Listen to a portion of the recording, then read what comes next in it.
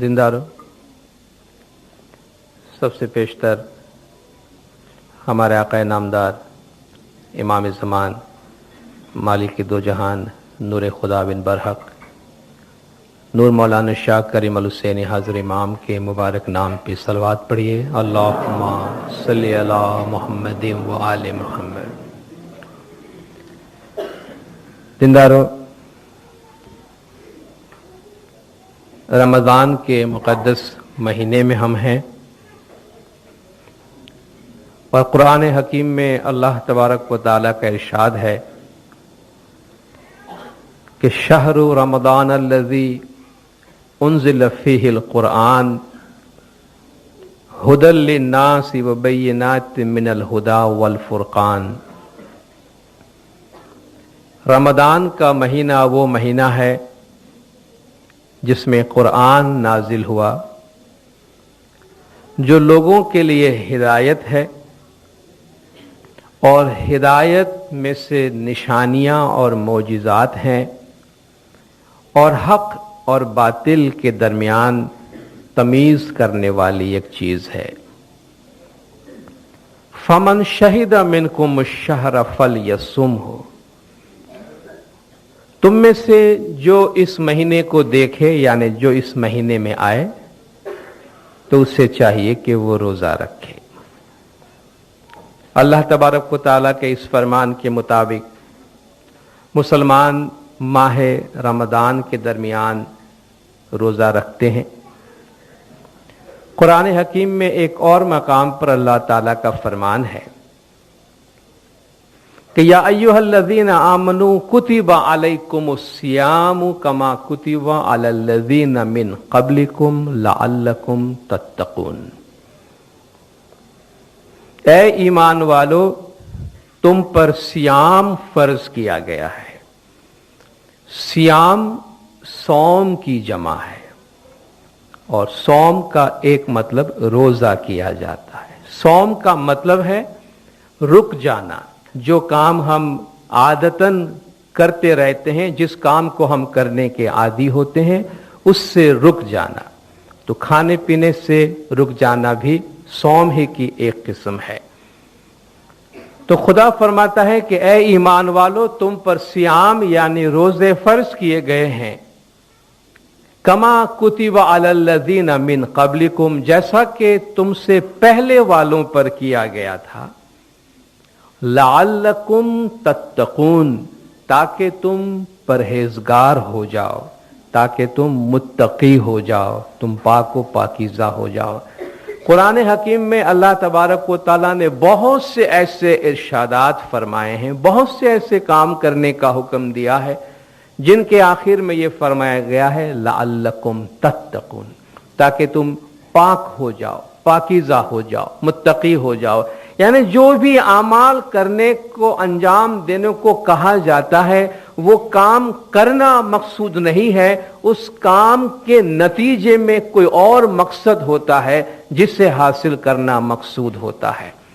جس طرح میں نے صوم کے بارے میں عرض کیا، خود قرآن حکیم میں باتیں کرنے سے یا بولنے سے رک جانا، اس کو بھی صوم کہا گیا ہے۔ جب بی بی مریم حضرت عیسیٰ علیہ السلام کو جنم دینے والی تھی، اور ان کی پیدائش کے بارے میں لوگوں میں طرح طرح کی باتیں ہونے لگی، اور آپ پہ طرح طرح کے الزامات لگائے جانے لگے، تو بی بی مریم نے خدا سے رجوع کیا کہ اے خدایا مجھے بتا، میں لوگوں کو کیا جواب دوں۔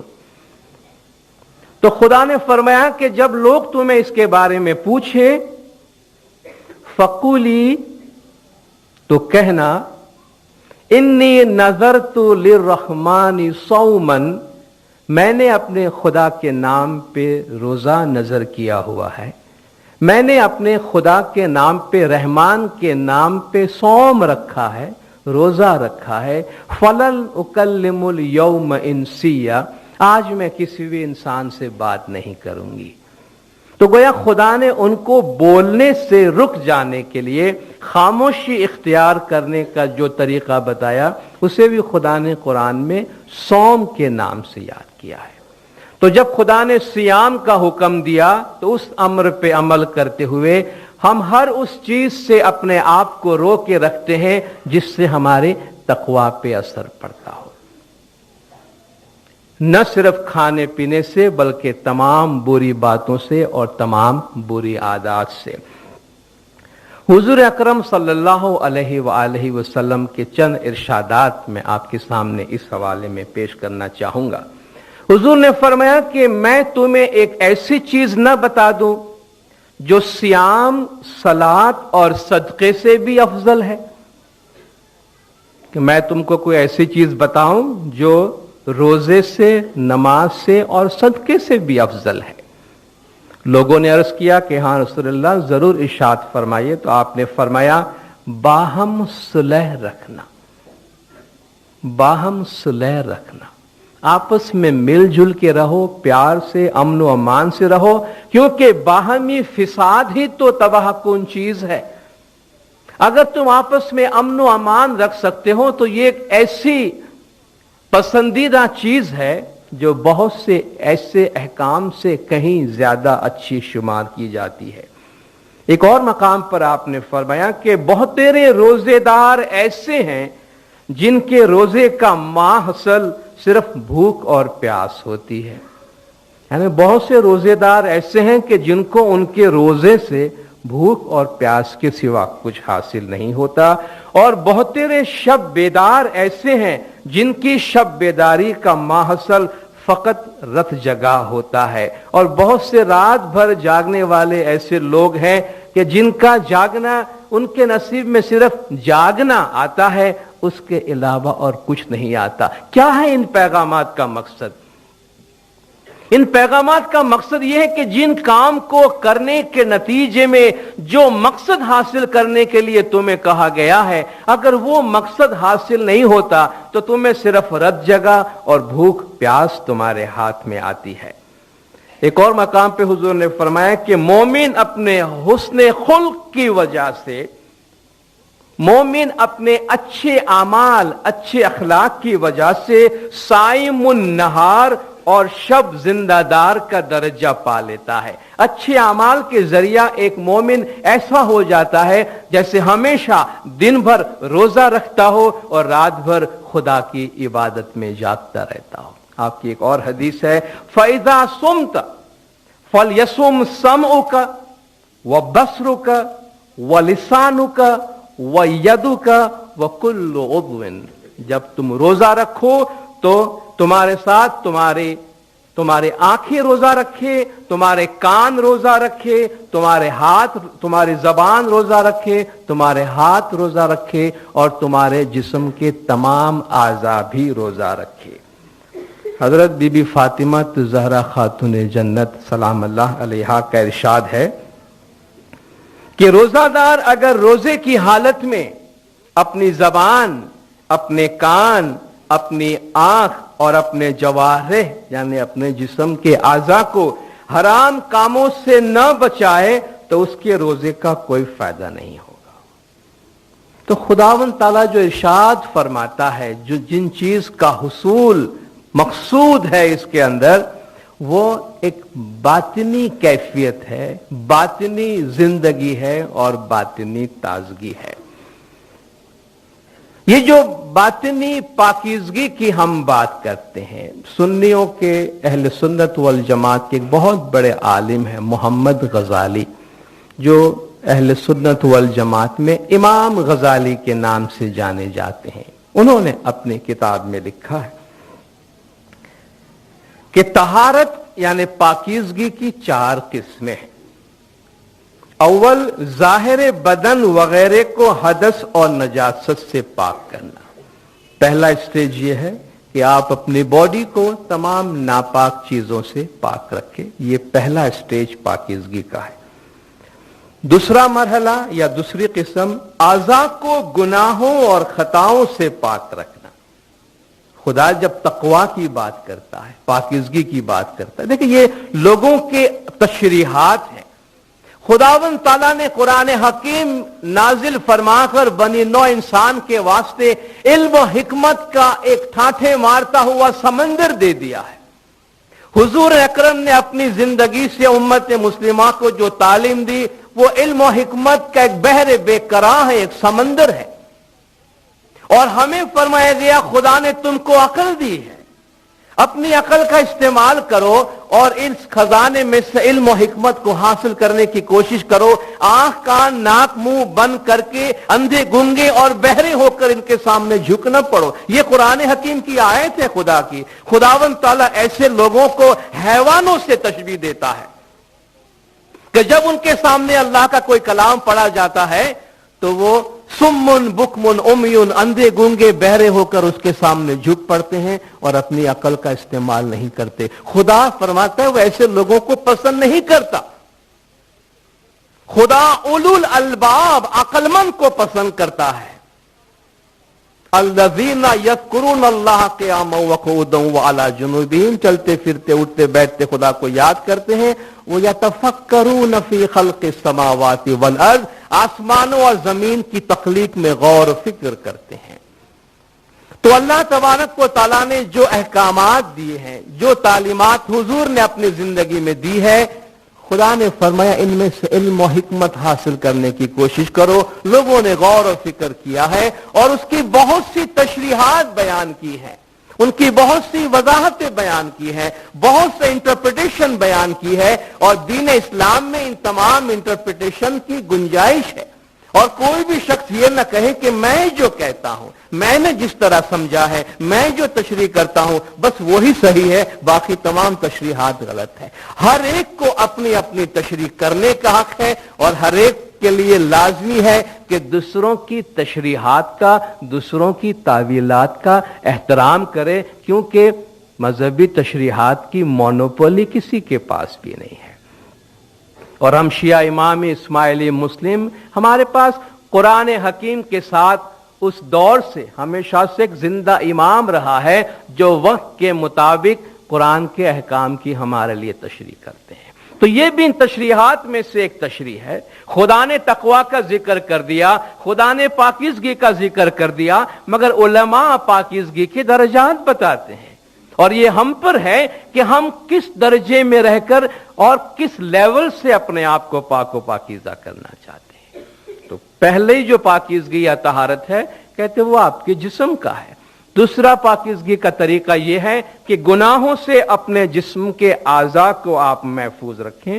تیسرا، دل کو اخلاق کے بد اور خصائل ناپسندیدہ سے پاک رکھنا، یعنی آپ تیسرا مرحلہ کیا باطن میں چلے گئے کہ اپنے دل سے بھی، اپنے خیالات میں، اپنی سوچ میں، اپنی فکر میں کسی بھی قسم کی کوئی بد چیز کو آپ نہ آنے دے۔ یہ اس کا پاکیزگی کا تیسرا مرحلہ ہے۔ اور چہارم، باطن کو خدا تعالیٰ کے ماں سوا چیزوں سے پاک کرنا۔ چوتھی بات یہ کہ آپ اپنے باطن کو ایسا پاک رکھے کہ اس میں خدا کے سوا کوئی اور چیز آ ہی نہ سکے، اور جب وہ چیز حاصل ہو جائے تو انسان سر سے پاؤں تک پاک و پاکیزہ ہوتا ہے۔ یہ جو ہمارا دل ہے، جو مرکز ہے ہمارے وجود کا، ہماری عقل جہاں سے کمانڈ ہوتے ہیں ہمارے تمام وجود کو کہ یہ کرنا ہے، یہ کرنا ہے، یہ کرنا ہے، اگر ہمارا باطن پاک ہو تو ہمارے ظاہر کو باطن سے پاک و پاکیزہ کام کرنے کے احکامات جاری ہوں گے۔ اگر دل پر شیطان کی حکمرانی ہے تو آپ جانتے ہیں جس ملک کا بادشاہ شیطان ہوگا تو سارے کے سارے وزراء بھی شیطان ہی ہوں گے، وہ فرشتے تو نہیں ہوں گے۔ تو اگر دل پہ شیطان بیٹھا ہے تو یہ سارے جو منسٹریز ہیں اس کے جہاں سے اس کے سارے احکام نازل ہوں گے اور کام ہوگا وہ شیطانیت کا ہی ہوگا۔ لیکن اگر دل میں خدا کا نام ہے، اگر دل میں رحمان ہے، اگر دل کے تخت پہ خدا بیٹھا ہے تو پھر حکمرانی خدا کی ہوگی۔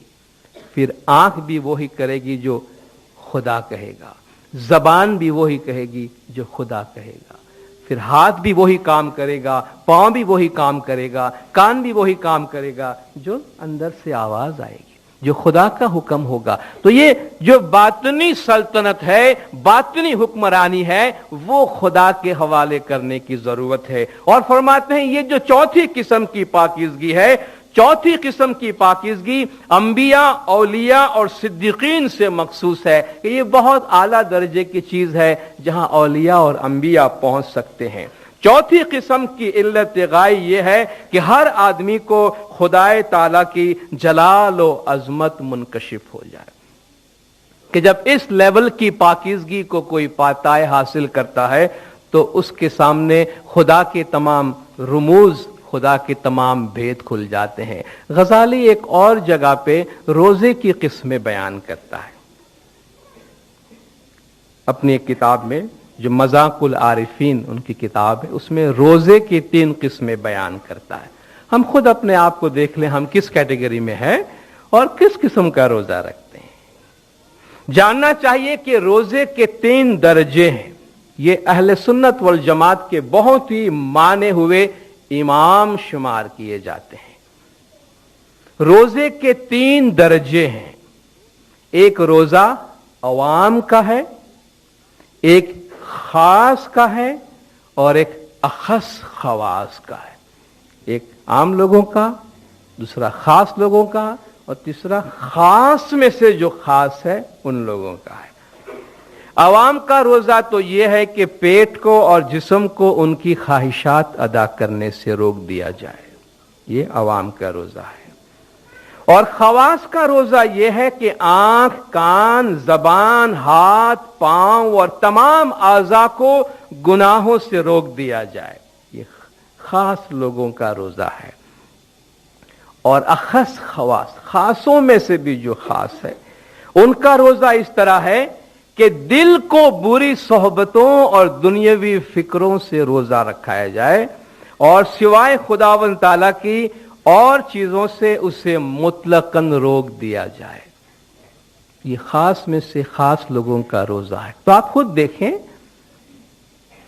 कि इस्लाम में इन तशरीहात की कोई पाबंदी नहीं है और कितने वाज़ेह तौर पर यह तालीम दी गई है कि इंसान एक ही लेवल पे जाके रुक न जाए। और ये तो नेचर के खिलाफ है, फितरत के खिलाफ है। हम तालीम के मरहले में जब एक चीज सीख लेते हैं, हासिल कर लेते हैं, तो तरक्की होती है, हर चीज में तरक्की होती है, हर चीज में आगे बढ़ते हैं। जब दुनिया में हर चीज में आगे बढ़ते हैं तो दीन में भी हम तरक्की करते हैं, रूहानी पाकीज़गी में भी तरक्की होती है, रूहानी पाकीज़गी में भी हम आगे से आगे बढ़ते जाते हैं। तो दीन पर अमल के दौरान भी इंसान को अपनी रूहानी तरक्की के जो जीने हैं उस पे बढ़ते रहना चाहिए, आगे से आगे जाते रहना चाहिए। तो जिस तरीके से दीन इस्लाम में इन अहकाम की मुख्तलिफ तशरीहात बताई गई हैं और बातनी पाकीज़गी के रास्ते बताए गए हैं, जैसे सूफिया कराम ने बातनी पाकीज़गी के रास्ते बताए हैं, मैं पीर शम्स माँ बाप के गिरान से एक चैप्टर आपके सामने पेश करना चाहता हूं, जो रोजे का चैप्टर है, जहां सूफियाना अंदाज में बातनी तरीके में ये जो अभी जिक्र किया गया खास लोगों का जो रोजा है, खवास का जो बातनी रोजा है, ऐसे हमारे वजूद के 10 रोजे का जिक्र किया गया है। सर से लेके पांव तक रोजे का जिक्र है। उन 10 रोजों की तशरीहात आपके सामने पेश करूंगा। फरमाते हैं कि मन समझानी की ऐसी बाता, ये पीर शम्स का एक ग्रंथ है मन समझानी, ये उनके 2 पाठ है, पाठ नंबर 314 और 315, ये 2 पेजेस हैं, 2 पाठ है। मन समझानी पीर शम्स।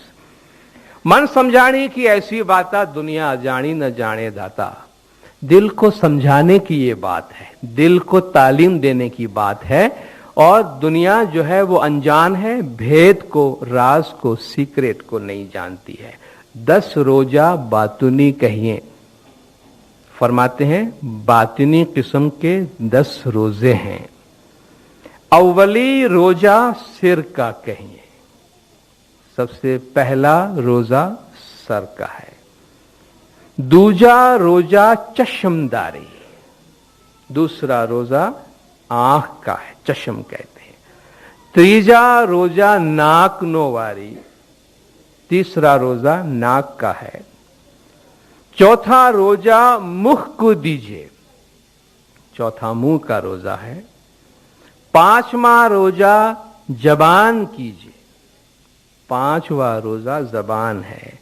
छठा रोजा कान का कहिए, 7वां रोजा दिल ना कहिए, 8वां रोजा नफ्स का जानो, 8वां नफ्स का है, 9वां रोजा हाथ पिछाड़ो, 10वां रोजा पांव का धरिए। सर, आंख, कान, नाक, मुंह, दिल, नफ्स, हाथ, पांव, सिर थी पांव रोजा करिए, सर से लेके पांव तक रोजा रखो। ऐसा रोजा करो तब में जाए, तब जाई मोमन की लाए। इस किस्म के 10 रोजे रखो, तब जाके तुम मोमिन बन सकोगे। रे तू ही 10 रोजा जे धरे, तेछे मोमन वीर। जो इन 10 रोजों पे अमल करता है वो मोमिन दीनदार है। मन समझानी करे बोलिया शम्स पीर, दिल को समझाते हुए पेशम्स ने ये बात कही है। अब एक एक लाइन में ये फरमाते हैं कि ये जो 10 रोजे हैं ये क्या है, इसका फंक्शन क्या है। सर का रोजा क्या है, हाथ का रोजा क्या है, पांव का रोजा क्या है। रोजा तो है, क्योंकि ये ज्ञान की बनावट ऐसी है कि उसमें एक ही बात कही जा सकती है, मगर उसमें बहुत सी और बातें खुद ब खुद शामिल हो जाती हैं। मन समझाने की ऐसी बात है, दुनिया जानी न जाने दाता। दिल को समझाने की, तालीम देने की बात है। दुनिया अनजान है, भेद को नहीं जानती है। 10 रोजा की माना बातनी करे। जो 10 रोजे मैंने आपको बताएं, फरमाते हैं इसके जो मानी है वो बातनी है, उसके बातनी मानी इस तरीके से हैं। सर के रोजे का बताते, अपना सर जमी पर नीचा धरे। अपना सर जमी पर नीचा धरे, सर का भी रोजा है। भाई हम कहते हैं हमारा सर से पांव तक रोजा है। सर से पांव तक रोजा क्या है? सर का रोजा क्या है? ये क्या सर खुदा ने हमें घमंड से ऊंचा करने के वास्ते दिया है?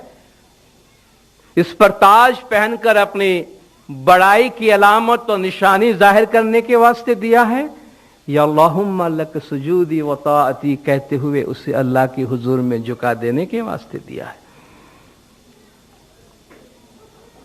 सर का रोजा यह है कि अपने सर को हमेशा झुकाए रखो, क्योंकि इंसान की एक ऐसी सिफत जो खुदावंद ताला को सबसे ज्यादा नापसंदीदा है वो घमंड है, बड़ाई है, जिसके लिए खुद खुदा अपने आप के लिए इस्तेमाल करता है। अल्लाहु अकबर, अल्लाह बड़ा है। वह कब्बिरहु तकबीरा,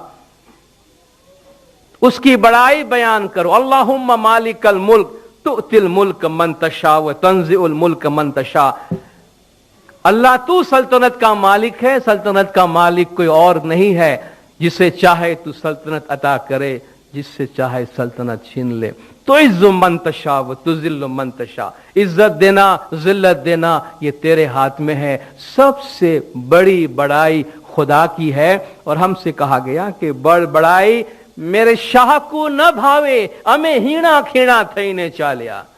मेरे मौला को बड़ाई पसंद नहीं है। लाखों अरवाह को नजात का रास्ता बताने वाले पीर भी कहते हैं हम बड़े नाचीज और आजीज बन के रहे, क्योंकि उस आला हस्ती के सामने हमारी हैसियत क्या है। व इबादुर रहमान अल्लज़ीना यमशून अलल अर्द हौनन व इज़ा खातबहुमुल जाहिलून क़ालू सलामा। रहमान के बंदे जमीन पे चलते हैं तो बड़ी नरमी से चलते हैं, उनके चाल में घमंड नहीं होता। जाहिल कोई सामने मिल जाए तो कहते हैं तुझ पे सलामती हो। लुकमान अपने बेटे को नसीहत करते हैं कि वला तुसाइर खद्दक लिन्नास। बात बात में हम अपनी बड़ाई जाहिर करने के वास्ते या लोगों से रूठ के अपना मुंह फुलाकर, अपना गाल फुलाकर रूठ बन के अलग बैठ जाते हैं ना। उनसे फरमाया गया वला तुसाइर खद्दक लिन्नास, लोगों से अपना गाल फुला के मत बैठ जाओ। वला तमशी फिल अर्दी मरहा, और जमीन पे अकड़ के मत चलो। इन्नल्लाह ला युहिब्बु कुल्ल मुख्तालन फखूर, खुदा किसी घमंड करने वाले और बड़ाई करने वाले को पसंद नहीं करता। मुख्ताल फखूर का मतलब एक ही है। मुख्ताल कहते हैं वो शख्स جو اپنے خیال میں بڑائی کرتا ہے، فخور وہ آدمی جو اپنے ایکشن میں بڑائی دکھاتا ہے۔ تو نہ اپنے سوچ میں بڑائی کرو، نہ اپنے ایکشن میں بڑائی کرو۔ خدا گھمنڈی اور بڑائی کرنے والے کو پسند نہیں کرتا۔ وقصد فی مشیک، اپنی چال میں میانہ روی پیدا کرو، نرمی پیدا کرو، دھیمی چال سے چلو۔ وغضض من صوتک، اپنی آواز کو نرم کرو، اپنی آواز کو دھیمی کرو۔ ان انکر الاصوات لصوت الحمیر، آواز میں سب سے بری آواز گدھے کی آواز ہے، خدا فرماتا ہے۔ تو حکم دیا گیا کہ بھئی نہیں کچھ ہوش ہو تو سروے کچھ تھاشو، ایوا سروے کچھ صاحب جی نے بھاوے۔ یہ ایک روزہ سر کا، بہت سے اور روزے ہو سکتے ہیں، لیکن یہاں فرمایا گیا اپنے سر کو ذرا جھکا کے نیچے رکھو۔ دوسرا، چشم، جو آنکھ کا روزہ ہے، چشم حلال پر نگاہ کرے۔ دوسرا روزہ تمہارے آنکھ کا ہے، اور آنکھ کا روزہ یہ ہے کہ اپنے آنکھ پہ قابو رکھو۔ خدا نے دنیا کی ساری چیزوں پہ تمہارا حق نہیں رکھا ہے، بعض چیزوں پہ تمہارا حق ہے، باقی چیزوں پہ تمہارا حق نہیں ہے۔ تو جن پہ تمہارا حق نہیں ہے ان پہ نگاہ ڈالو گے لالچ کے ساتھ، حرص کے ساتھ، تو وہ بد نظری ہے، بد نظری ہے۔ اور گھٹ پاٹ کے حوالے سے ماشاءاللہ ہماری جماعت بہت خوش قسمت ہے کہ بہن بھائی، استری پروش سب جماعت خانے میں آ کر ایک ساتھ عبادت میں شامل ہوتے ہیں۔ تو اسی حوالے کے گنان میں ہم سے فرمایا گیا کہ استری پروش بے بندوان بین بھائنوں نے، مرد اور عورت آپس میں بھائی اور بہن ہیں، ان کے آپس میں بہن بھائی کا رشتہ ہے۔ نجر نرمل جے نہیں راکشے تینی جاشے نرگ ماہ دے، لیکن جو جماعت میں بھی اپنے نظر کو پاک نہیں رکھے گا اس کا وجود جہنم میں جائے گا۔ اور یہ آنکھ جو ہے، خدا فرماتا ہے کہ خدا کا قانون اتنا سخت ہے کہ چھوٹے سے چھوٹا گناہ بھی پکڑ لیتا ہے۔ خائنۃ الاعین قرآن میں آیا ہے، آنکھوں کی چوری بھی خدا پکڑتا ہے۔ آنکھوں کی چوری کیا ہے؟ تن کی جانے، من کی جانے، جانے چت کی چوری۔ اس کے آگے کیا چھپے جس کے ہاتھ میں جنم مرن کی دوری۔ جو باہر کا جانتا ہے، دل کا جانتا ہے۔ چت کی چوری، چت کی چوری کیا ہوتا ہے؟ ہم سامنے سے گلے ملتے ہیں اور دل سے دشمنی رکھتے ہیں، وہ چت کی چوری ہوتی ہے۔ ہم نے کسی چیز کو دیکھا، ہم نے کچھ بھی نہیں کہا، لیکن دل میں ہم نے یہ چاہا کہ یہ اس کے پاس سے نکل جائے، میرے پاس آ جائے، یا مجھے پسند نہیں آیا اس نے یہ کام کیا، میں نے دل میں جلن کا اظہار کیا، یہ چت کی چوری ہے۔ ہم سمجھتے ہیں کسی نے نہیں دیکھا، جا کے میں نے مبارکباد دیا، اس کو گلے سے ملا، بھئی بہت ترقی ہوئی، تمہاری مبارکباد ہو، اور دل میں کہتا ہوں کہ تو پیدا کیوں ہوا دنیا میں؟ تیرے دنیا میں آنے کی ضرورت کیا تھی؟ تیرے آنے سے میری ترقی رک گئی ہے۔ یہ منافقت ہے، اور منافقت کے سارے ڈاکے دل میں پڑتے ہیں، ظاہر میں وہ بڑا نیک بنتا پھرتا ہے، اندر سے چور ہوتا ہے۔ وہ خدا فرماتا ہے یہ چت کی چوری کو بھی جانتا ہے، خائنۃ الاعین، آنکھوں کی چوری کو بھی پکڑتا ہے۔ اس لیے یہ نہ سمجھے کہ خدا ہمیں ظاہر سے جج کرے گا۔ انما الاعمال بالنیات، اس لیے کہا گیا کہ اعمال کا فیصلہ نیت کے اعتبار سے کیا جائے گا کہ یہ عمل کس نیت سے کیا گیا ہے۔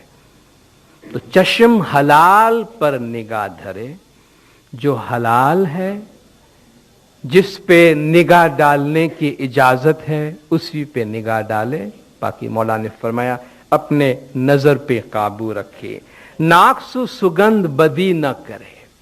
ناک کے حوالے سے یہ بات کہی گئی کہ اگرچہ بو کے حوالے سے کہا گیا کہ یہ بو نہ لے، تشریحی طور پر، تعویلی طور پر، علامتی طور پر اس سے مراد یہ ہے کہ جو دنیا پرستی کی بو ہے اس کو اپنے قریب نہ آنے دے۔ یہ دنیا پرستی جو ہے، حضور کی ایک حدیث ہے کہ الدنیا جیفتن وطالبها کلاب، یہ دنیا جو ہے وہ مردال ہے اور اس کو طلب کرنے والے کتے ہوتے ہیں۔ تو جب کوئی، آپ نے دیکھا ہوگا جانوروں کو کوئی مردال ان کے ہاتھ میں آ جاتا ہے تو झपटते हैं, छीनते हैं, खींचातानी करते हैं, चीड़ फाड़ के रख देते हैं और सारी गंदगी उसके खुल के सामने आ जाती है। जब दुनियादार आपस में लड़ते हैं, आपने देखा होगा जायदाद के वास्ते लड़ते हैं, प्रॉपर्टी के वास्ते लड़ते हैं, पैसे के वास्ते लड़ते हैं, इसको ये मिल गया, अथॉरिटी के वास्ते, मनसब के वास्ते, इसके वास्ते, उसके वास्ते। मौला फरमाते हमारे हुजूर में भी आ जाते हैं, दुनियावी बातें लेकर आते हैं, अपने चचा को, भतीजा को, रिश्तेदार को अपॉइंटमेंट दिलवाने के वास्ते, टाइटल दिलवाने के वास्ते आ जाते हैं। और इमाम फरमाते इनको देखकर हमें इनकी हिमाकत और नादानी पर हंसी आती है, कि हमें हंसी आती है कि अपने इमाम के पास ये किस किस्म की चीज लेके आते हैं कि इतने मुकद्दस जगह को भी दुनियादारी से हम खाली नहीं छोड़ते। थोड़ा सा मौका इमाम के हुजूर में मिल जाता है तो वहां भी कुछ दुनियावी फैज ही हासिल करने की कोशिश करते हैं। शायद अब किसी के दिल में यह ख्याल आता हो कोई अपने इमाम से कोई रूहानी तरक्की की कोई बात करे, कोई बातनी दुनिया की बात करे, कोई बैतुल ख्याल के हवाले से कोई बात करे। तो जब हम दुनियादारी में लग जाते हैं, यहां से ये खींचा, वहां से वो खींचा, तो मुर्दाल को जब आप खींचेंगे तो उसमें